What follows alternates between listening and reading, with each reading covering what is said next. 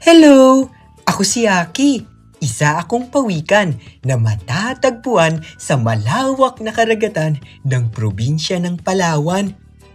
Kaya lang, may problema ako. Unting-unti nang nasisira ang aking tahanan. Makalat at umiinit ng temperatura. Kaya naisip kong pumunta sa lugar ng mga tao upang maghanap ng kasagutan. Sasamahan niyo ba ako sa aking paglalakbay? Ano, tara?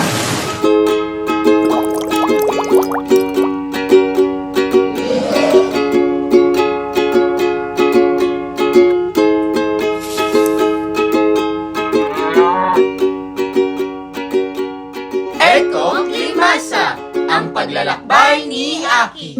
Episode 1, Climate Change. Grabe, sobrang init dito. Dito! Halika! Maraming salamat po sa pagpapatuloy. Ako nga po pala si Aki Pawikan. Ako naman si Ate Ham. Sobrang init po rito. Grabe. Yan ang epekto ng climate change o pagbabago ng klima. Climate change?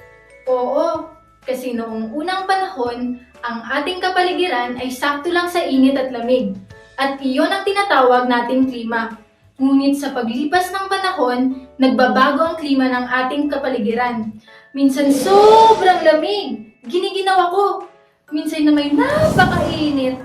Whew. Pero alam niyo ba kung bakit nagbabago ang ating klima? Ito ay dahil sa polusyon, sa usok na nagmumula sa mga sasakyan, sa pagtatapon ng mga basura kung saan-saan, at sa pagputol ng mga puno. Kaya umiinit at lumalamig ng husto. Ate Ham, ano po ba ang pwede nating gawin para matulungan ng kapaligiran? Kailangan natin ng tulong ni Super J, ang hero ng kalikasan. Aki, may tumatawag sa telepono. Diyan lang kayo, huwag kayong aalis. Super J? Sino yun?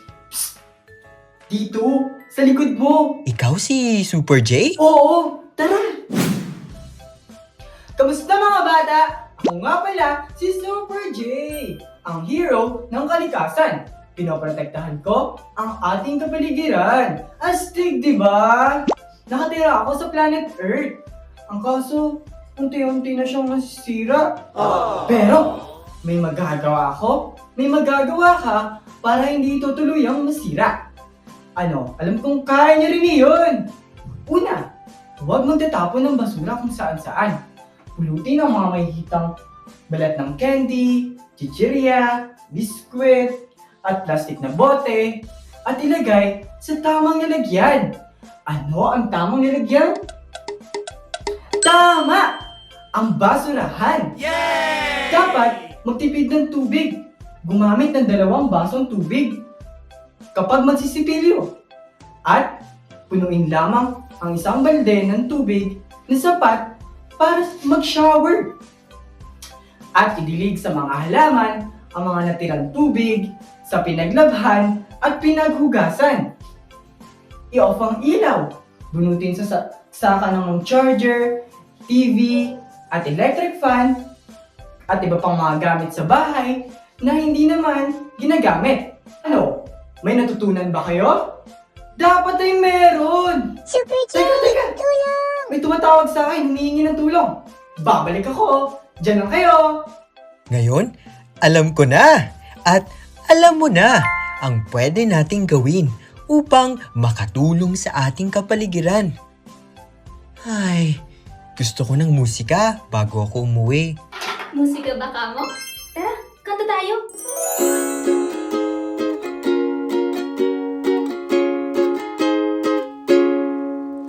Ang basura ay itapon sa tamang lalagyan at mag-recycle din para sa kalikasan. Patayin ang ilaw kung di kailangan, ganun din ang tubig para di masayang. La la la la la la la la la la la la la.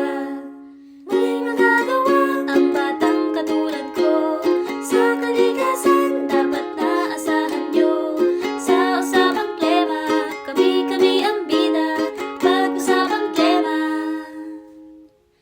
tayo ang bida. Mag-isa, kabataan, tayo ang bida. Sama-sama para sa lubiang pag-asa. Kahit pulilit na katulad ko, may iambag sa pagbabago. Kahit na mamunti ang ambag ko. Paalam!